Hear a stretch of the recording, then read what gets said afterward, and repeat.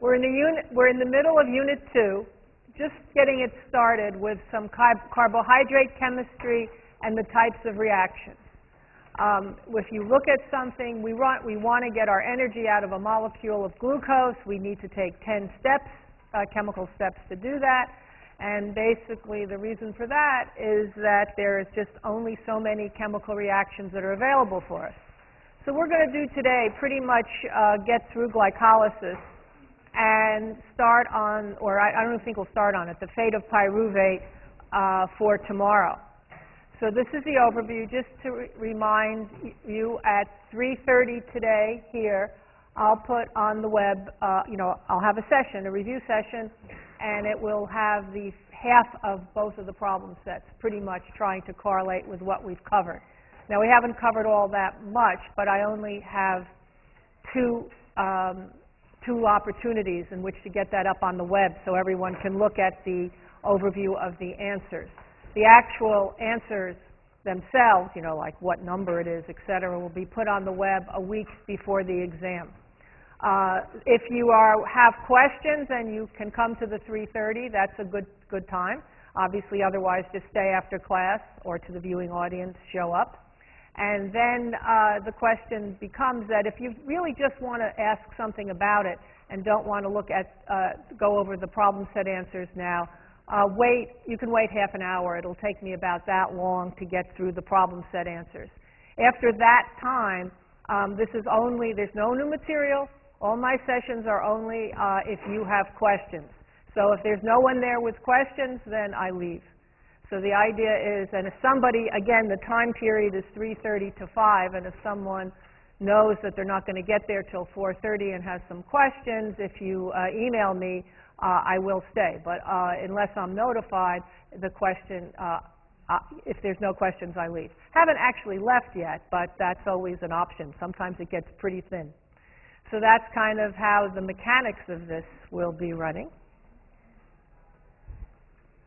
Okay, and what we're doing, we're going through the carbohydrate, and hemiacetal formation is important, where you have an alcohol and an aldehyde forming our hemiacetal, and we have a C1 aldehyde, which is in an open chain position. And this is actually just getting at how do we hydrolyze. So this will react with the C5 hydroxyl group, and we form an intramolecular hemiacetal. We get a 6-membered sugar ring, and we call it a pyranose because of its similarity to the chemical pyrin. And an example of this is we would have D-glucose, which could cyclize in either one of two ways, depending on the orientation around this bond. When you look at it in this Hayworth projection, you see the OH straight out. Here you see the OH down. So if it's in this orientation, it's a beta D-glucopyranose. If it's in this orientation, it's an alpha D-glucopyranose. Now, sometimes we'll make our bond not to the C1, and that will give us a 5-member ring. And so we get, we also get a hemiketal formation, which is our 5-membered ring in this case, and it's when we have the ketone interacting with an alcohol. And that's a hemiketal. Now, these are in equilibrium. So basically, we have both of them in the solution, but they can react equally. So the C2 keto group in the open chain form of the fructose, which is the major one we see, reacts with the C5 hydroxyl group this time. And then you form an intramolecular hemiketal. So it's a 5-member sugar ring, and we call it a furanose because of its similarity to furan. Notice the boring nature of the names. They tell you a lot. And here's an example of our fructose cyclizing to form an alpha D fructofuranose. But again, to remember that these are in equilibrium all the time. All right, so when I talk about the key reactions of glycolysis, I'm about to go over what everything has to be. It's not like there's a lot we can do. So what we're trying to do is get energy out of the complete oxidation of glucose to CO2 and water. The chemical currency which we want to store this in happens to be ATP. So we therefore are going to have to make some high energy adenine nucleotides, ATP, predominantly. I mean, the ADP is also high energy, but we're making ATP here. So if that's what we want to do, we have glucose. Glucose has no phosphate. We're going to have to get some phosphate on there. So clearly some of these reactions, it shouldn't surprise you, are going to deal with what can the chemistry be allowed to do with respect to phosphate. So we can do a phosphoryl transfer, where we're going to take a phosphate here, and this is where we have random ROH and an ATP, and we can take the phosphate and add it to that, and then have ADP plus protons. So again, these are reversible reactions, so our phosphoryl group can be transferred from ATP to glycolytic intermediate, or vice versa.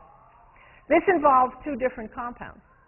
Sometimes we might want to just shift our phosphoryl group within the same molecule. So here we're shifting it from this portion of the molecule up here to this OH group. And so a phosphoryl group, when it's shifted, and that's called a phosphoryl shift. Now, isomerization. This has to do with changing energy, and a ketose, see the ketone group, is converted to an aldose, here's our aldyl group, or vice versa. That's something that we have to do. Dehydration is the elimination of a water. So here you see a part of a carbohydrate, and we form a double bond and eliminate the water. You'll see a lot of this. And again, we can also have these reactions, if the rate constants are right, sometimes going in the other direction where we're adding water across a double bond. Well, that'll become more important in fatty acid metabolism in the next section. Now, we're starting out with glucose, and the definition of glycolysis is the conversion of glucose to pyruvate. Glucose is a 6-carbon, pyruvate is a 3-carbon. So somewhere in this pathway, we're going to have to split our glucose molecule, or the backbone chain of glucose, into two parts. That shouldn't be a hard one to answer, because there's only one reaction that can do this. The only cleavage that we can do is an aldol cleavage, which they define a reversal of an aldol condensation, which doesn't tell you much. But this is the definition, this is an example of that kind of reaction.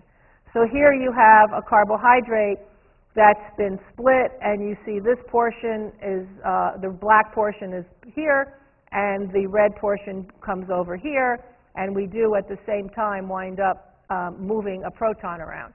But anytime you see in our carbohydrate here cleavage, we're doing an aldol cleavage. So that's a kind of simple thing to learn. Okay, now let's get into some just basic facts about carbohydrate catabolism. In humans, it is the major food source, and it's the oxidation of this that's our primary energy generated process in most cells. So everything has to be converted to intermediates that can go through these pathways. Where do we get it? Well, if we're eating things, we can, in our intestine, digest and absorb it and then release it into the blood. And that's more of a focus in the second part. In the liver, we'll be storing. You'll learn about storing starch and glycogen, and when we want to get it, we pull it out. Now, one of the problems with metabolism is it's all interconverted. It's all interrelated, I guess would be a better word, too. So it's very hard to start in one spot and just not allude to things that are coming ahead of you or coming behind you from different parts of the course. And that's why what we see in this slide, I'm referring to things that the details come somewhere else in this course, but it's important to at least understand it's happening now. So we get that whatever our dietary polysaccharides are there, and also our mobilization of what's been stored for a long time. Now, the problem is, why are we bothering? If we were storing free glucose all the time, it would be bulky, but there would also be an osmotic stress caused by all those different molecules. So that's why we want to store it as a polysaccharide, which will mean that we can avoid that problem. And as an advantage, the polysaccharides can be quickly mobilized, so that helps us. So you have to maintain, remember, metabolism is in a steady state, and for our glycolytic pathway to continue, we have to maintain a steady state of things that are important. What you'll see coming up is that we're going to need to regenerate NAD+. This is one of those cofactors that would be easy to regenerate in the mitochondria, but we're in the cytoplasm. So we have to regenerate that. And again, we're going to be making pyruvate. Things can be driven by feedback inhibition and concentrations, so we can't just stop there at pyruvate and say, great, we'll go do something later. We've got to take that pyruvate away to keep the flux through the glycolytic pathway. So this is part of the fact, because we're at steady state, we're interacting with environment, and the specific ones I'm focusing on here, we've got to regenerate this from environmental sources, and we pull out the pyruvate. Okay, it's a stage 2 metabolic pathway. Remember, we divided them. So here we've gotten, well, we haven't yet, but we have this polymer starch that we have to deal with, which we'll deal with Friday and Monday. And now we're dealing with the monomer, which is glucose, getting to metabolic intermediates that we can use in stage 3 metabolism. The one we're heading for is pyruvate. And you all know about pyruvate from pyruvate dehydrogenase, how that's going to be activated inside the mitochondria. So what we're focusing on here is this particular part of carbohydrate stage 2 metabolism, glucose being converted to pyruvate. That's just to localize it in the overall metabolic scheme of things. Now, its role is quite central. This is the central pathway in that bioinformatics diagram. You could see how many of the intermediates were connected here. And this central pathway, which is what we're doing in the first part of the course, metabolism section, shows you the glycolysis is the top portion of it with the polysaccharides up here.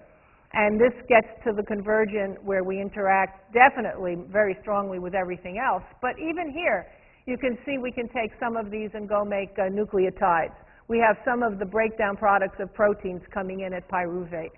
And we also have some of our fats and lipid metabolism products coming in at the form of glycerol.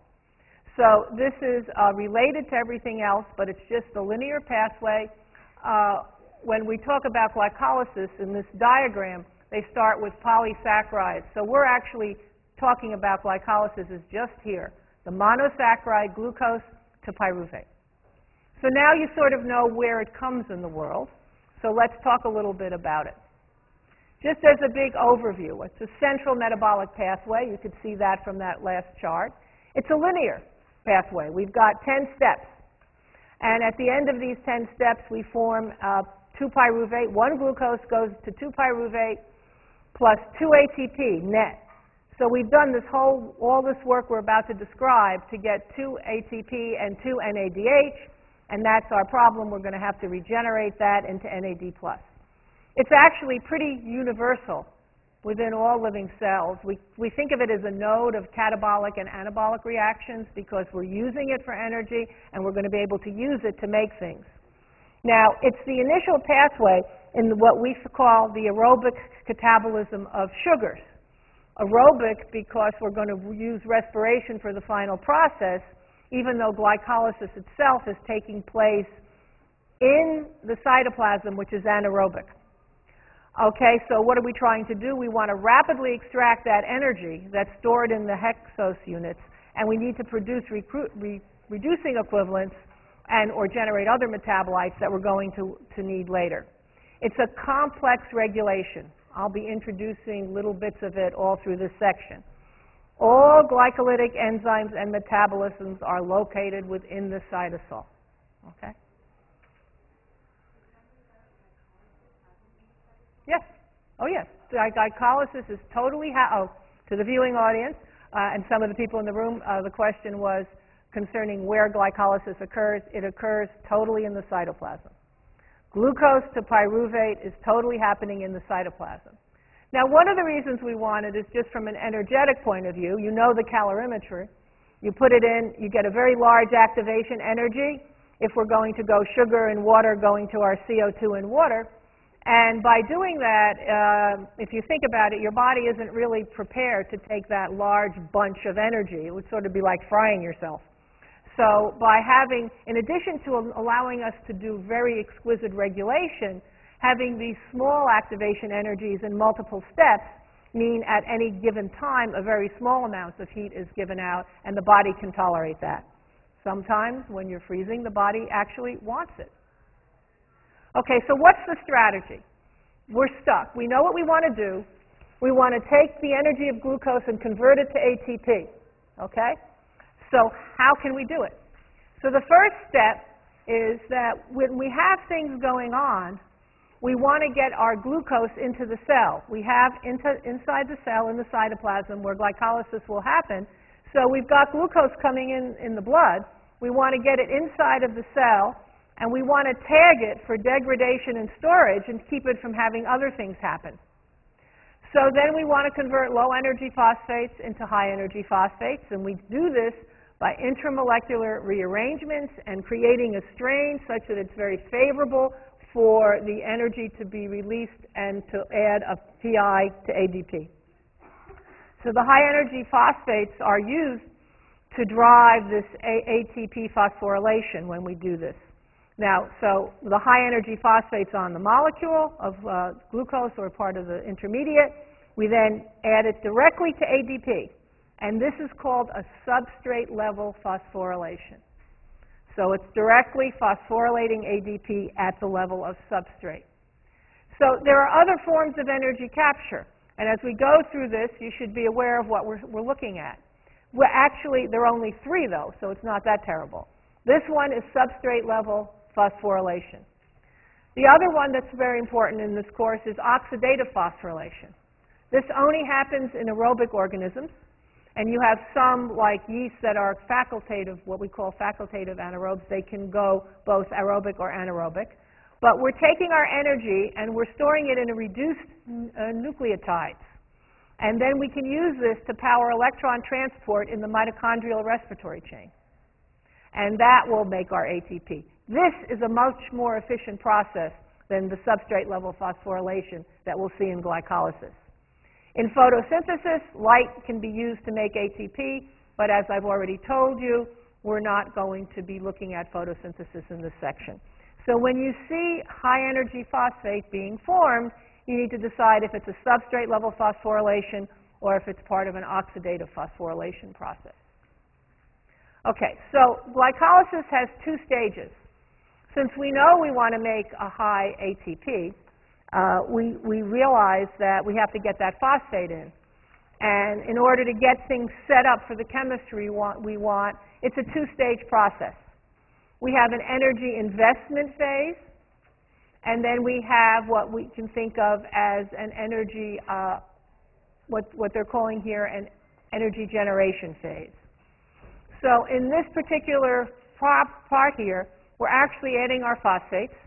So we're adding 2 ATP, two phosphates to form glucose 6-phosphate and then fructose 1,6-bisphosphate. And these are going to be able to be then used later to get energy out.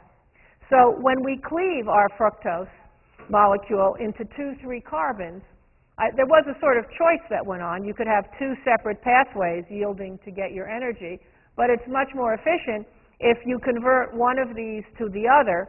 So we have our DHAP converted to glyceraldehyde 3-phosphate by an isomerase reaction, by triose pentose isomerase, and then the rest of it can continue with our glyceraldehyde 3-phosphate here.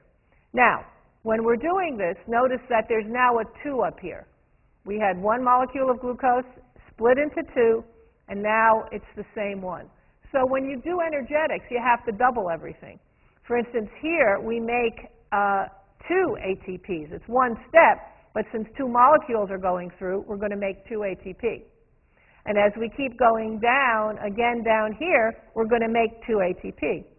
So if you look for, as we'll see at the end, from an energetic point of view, we've made 4 ATP, and it costs us 2 ATP. So we're ahead by 2 ATP. Not much of a gain, but if you're a microorganism, you can make it. If you're us, you can't on that level of ATP. But that's the energy that you get from glycolysis. Remember, we're going to break down our glucose to CO2 and water, and this is just breaking down our glucose to 2-pyruvates. And in doing that, we're going to be generating a couple of ATP. Now, our first reaction, all right, so I'm going to give a question here because it gets something before we get into all of these. So this is a transfer reaction, and the enzyme that does it is hexokinase. It's our first addition of ATP, and of course, if we're going to take ATP and wind up with ADP, it's going to be very favorable, high delta G and spontaneous. So we now have glucose 6-phosphate. So to think about what's going on is that glucose 6-phosphate will trap the glucose inside the cell. And thinking about what you learned from Dr. Ponticelli and different transport systems, again, I couldn't come up with a yes or no. Why does converting glucose to glucose 6-phosphate trap the glucose inside the cell?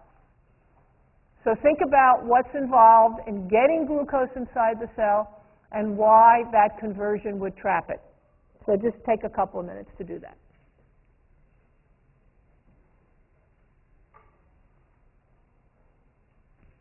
Noise. How does the government shutdown affect you?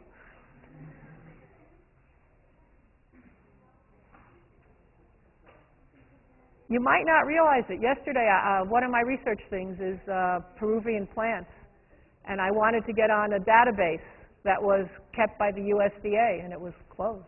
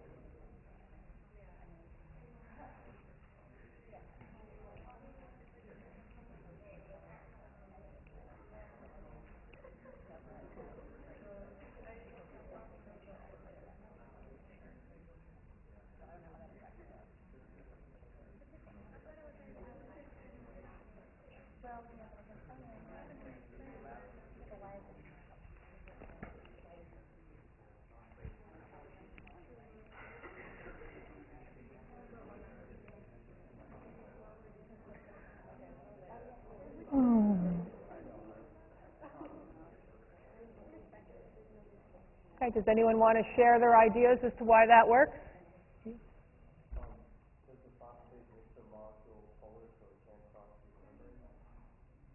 That's, yes, and why can't it cross? What will it be crossing the membrane on?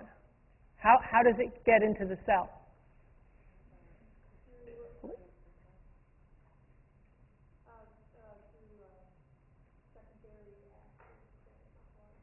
No. I don't think Dr. Ponticelli covered this about glucose. No. That's not, this isn't what's going on. People are talking about glucose-sodium cotransport that happens in brush border type stuff. What we have here is a different system in that this is, there's lots of different ways of getting glucose inside the cell. These glucose transporters are not part of a coupled system. It's a facilitated diffusion system.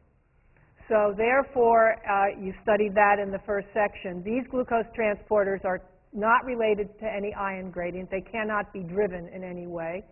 And they totally will transport glucose on the basis of the concentration on either side of the membrane.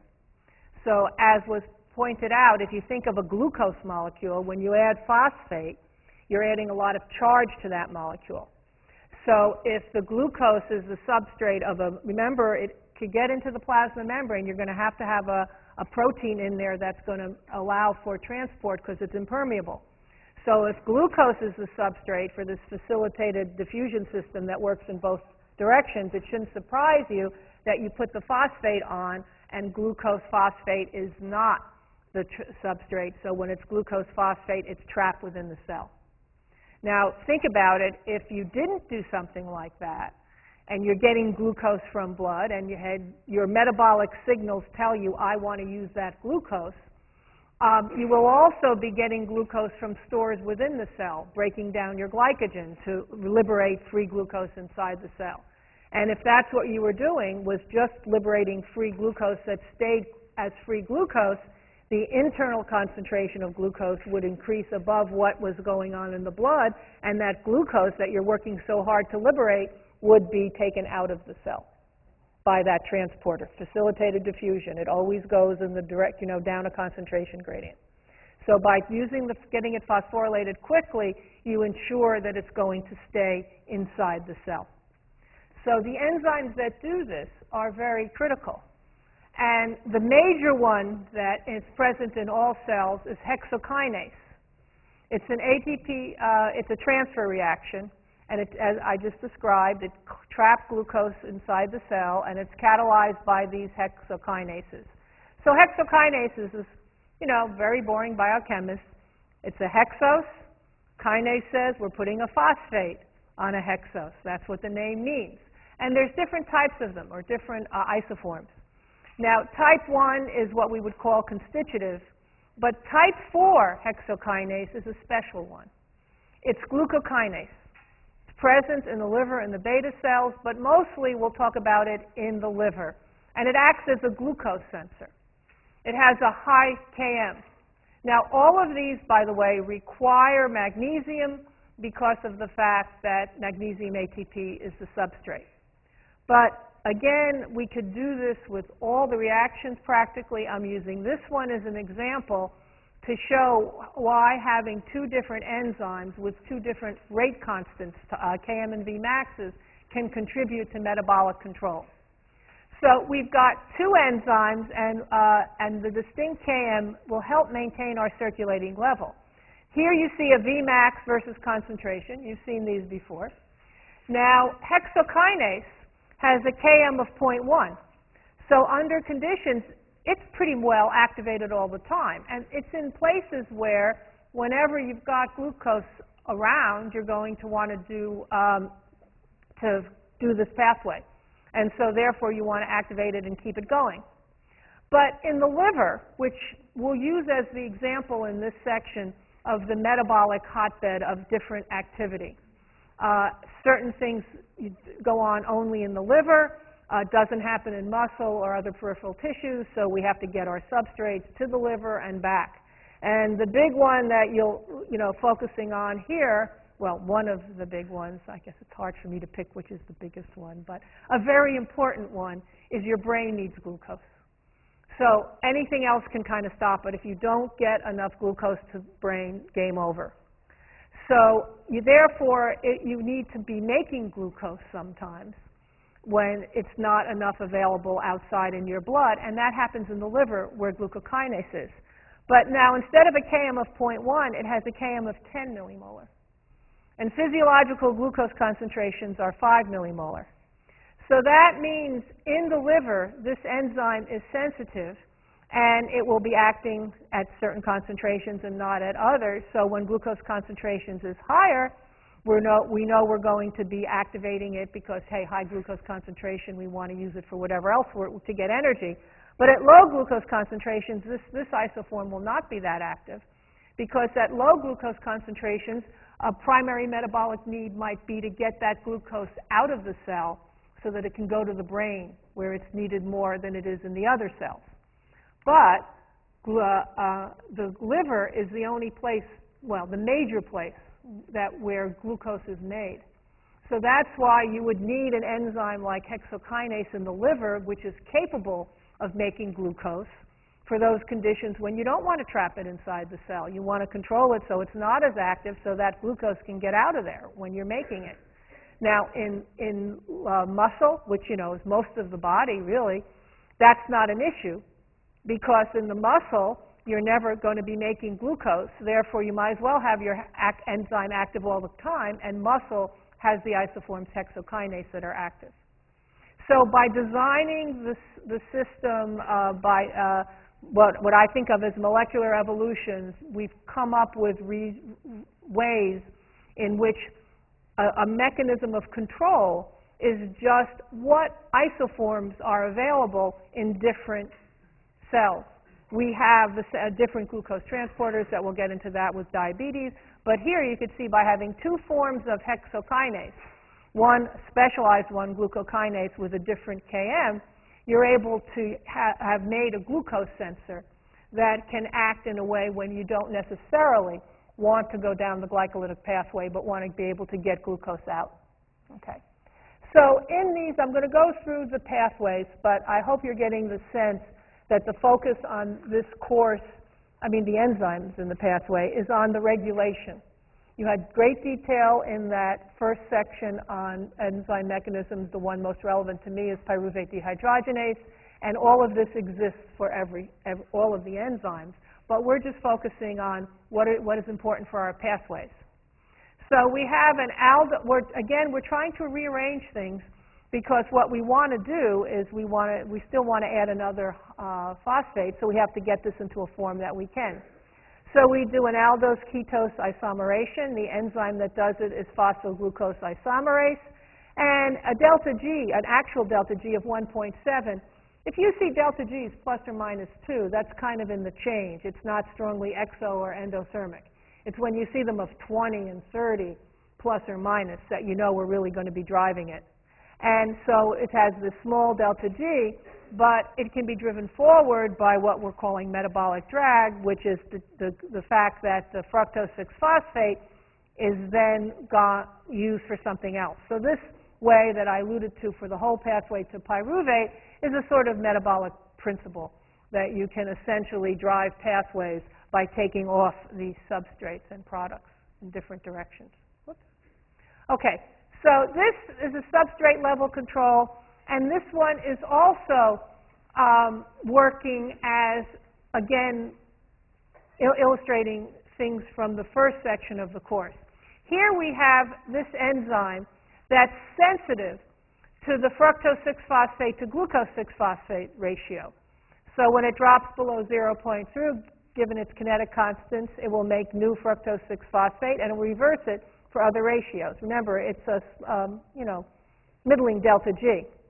So when you think of something, a curve like this, where here's your delta G 0, and if you slide in this direction in concentration, you activate that enzyme. If you slide in this direction, you activate that way.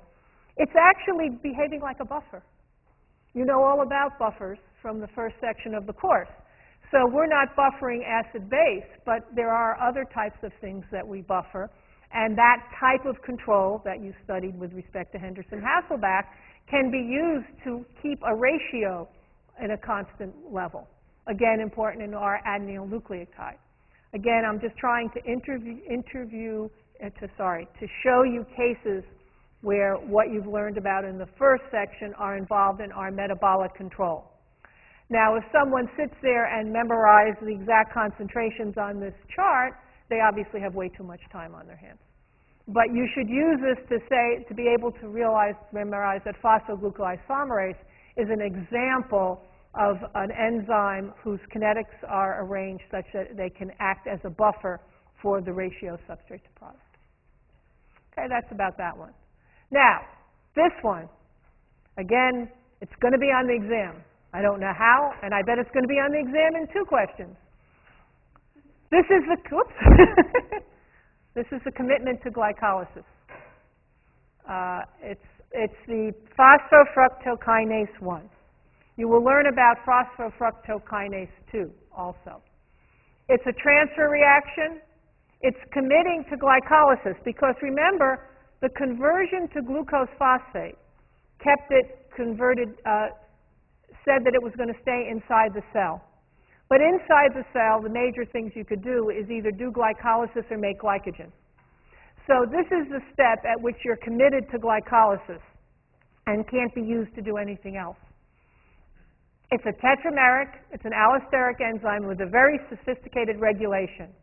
It is, I would say, the key regulatory step in glycolysis. Now, that's what I mean, it's the major control point. It's not like there isn't regulation going on at other steps, but this is the major one.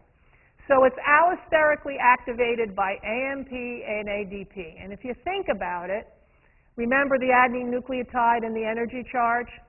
We're doing glycolysis. This is a pathway whose purpose is to generate energy. We're generating energy by making ATP.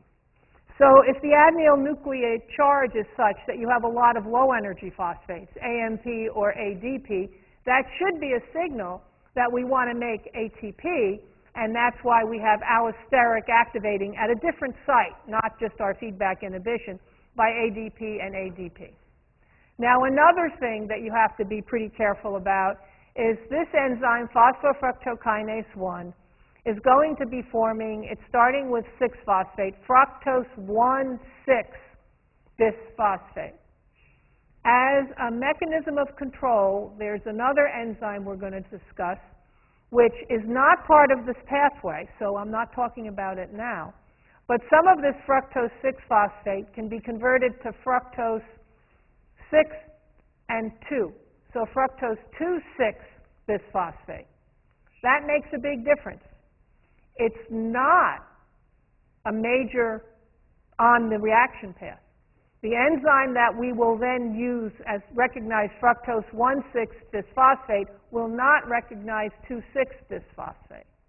And the 2,6 is involved in regulation, and that's what this is about. It's not a typo, but we'll see this at the end of this lecture.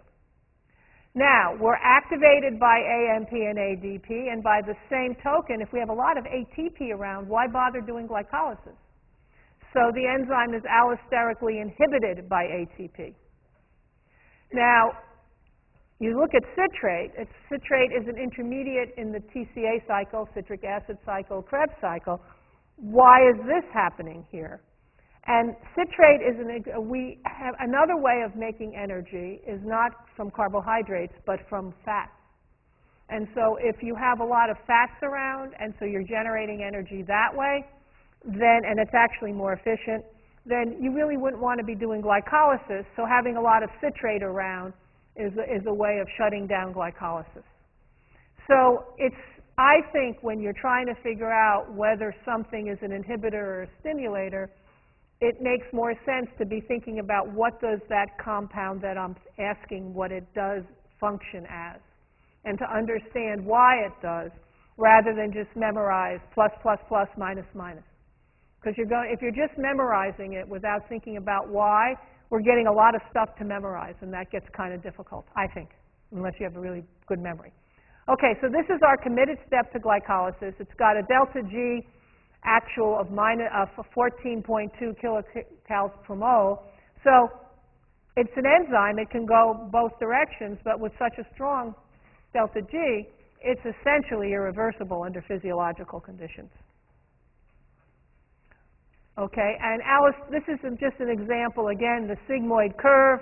When we have activated by fructose 6-phosphate, you're going to move the curve in this direction. Inhibited by ATP, you move the curve that direction.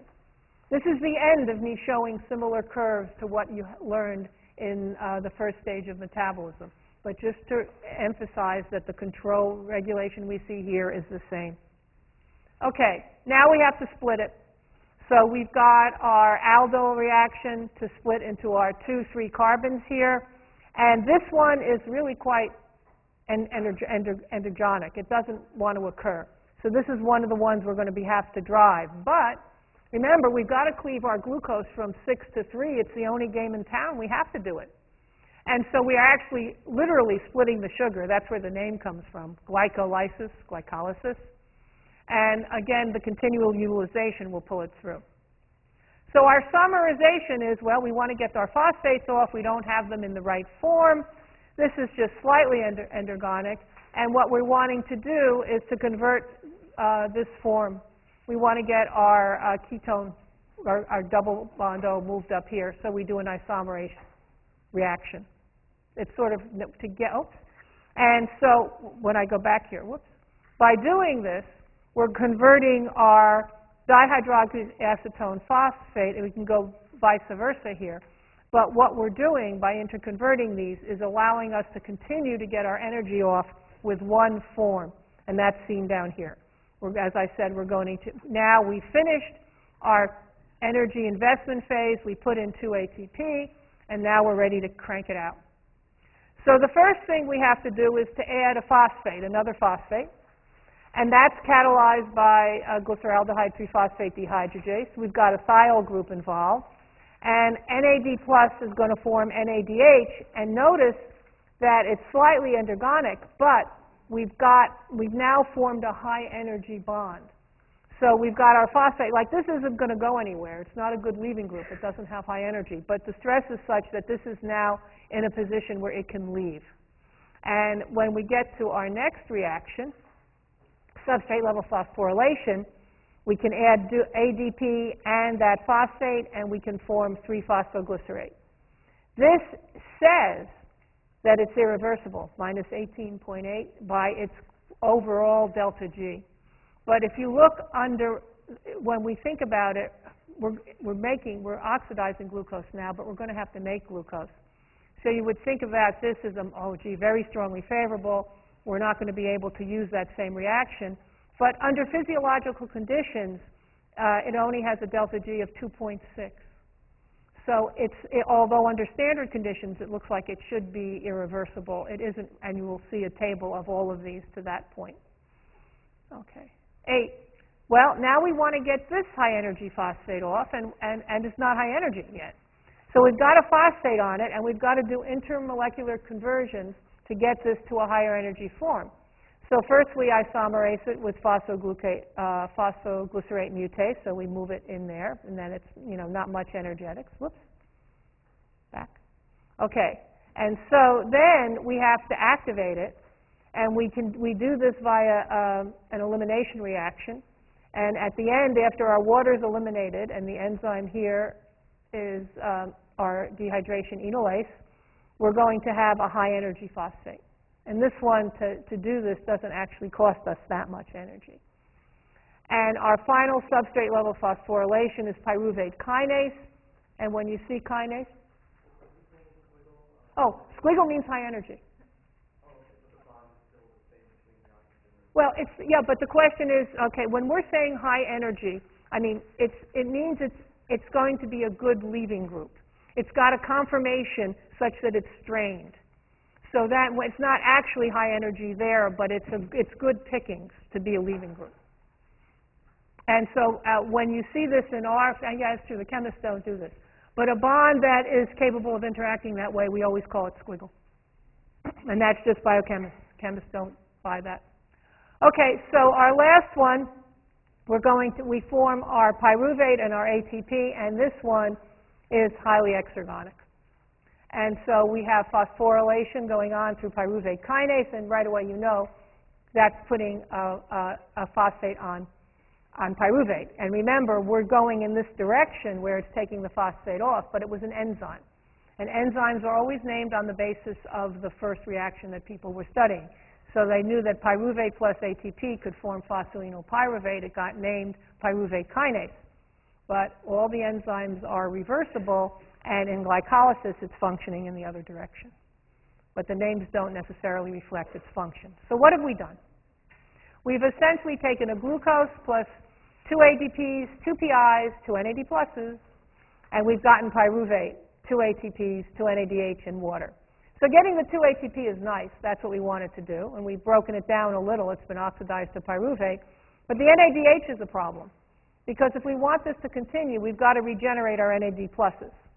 Now, from an energetic point of view, 2 times 31, 62 kilojoules of the molecule have been extracted by this. That's the energy we have in our 2 ATPs.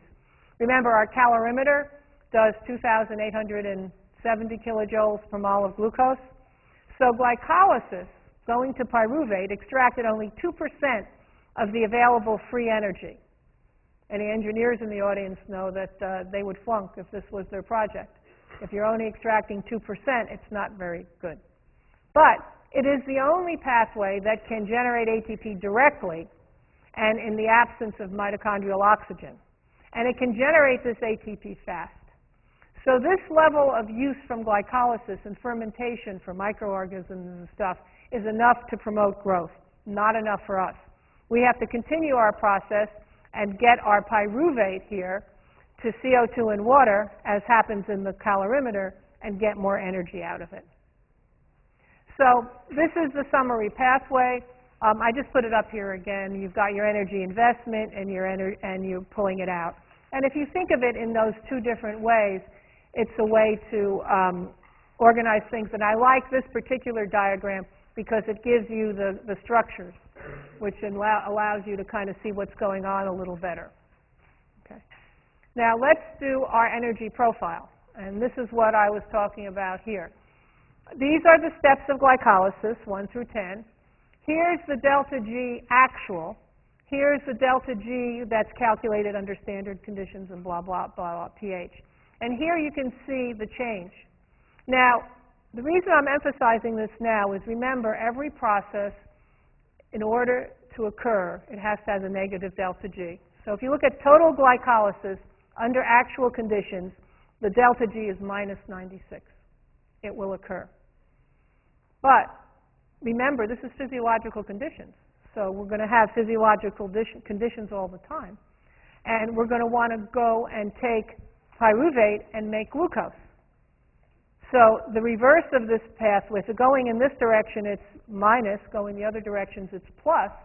So right away you can see we're not going to be able to do this. So this is sort of ahead to what's going to happen.